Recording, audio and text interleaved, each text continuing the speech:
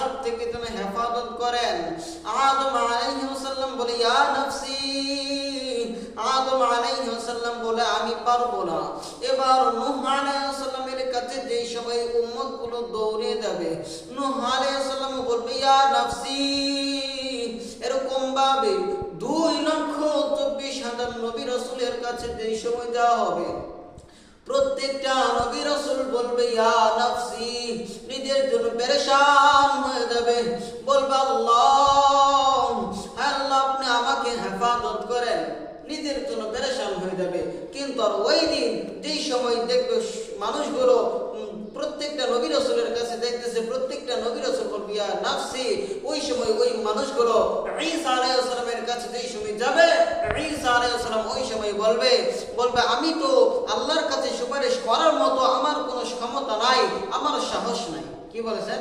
আল্লাহর কাছে বলার মতো সাহসটুকু আমার নাই। তোমরা যদি এই মালিকের কাছে মাফ পেতে চাও, তোমরা যদি আযাব থেকে বাঁচতে চাও, আল্লাহ তাআলার এই গজব থেকে বাঁচতে চাও, যাও এমন একজন মানুষ দেখাইতে পারে যিনি হইতেছে দুনিয়ার মধ্যে সব থেকে শ্রেষ্ঠ নবী রাহমাতুল লিল আলামিন, তার কাছে তোমরা যদি যাও, তাহলে উনি যদি আল্লাহর কাছে সুপারিশ করেন, আল্লাহ তাআলা কবুল করবেন।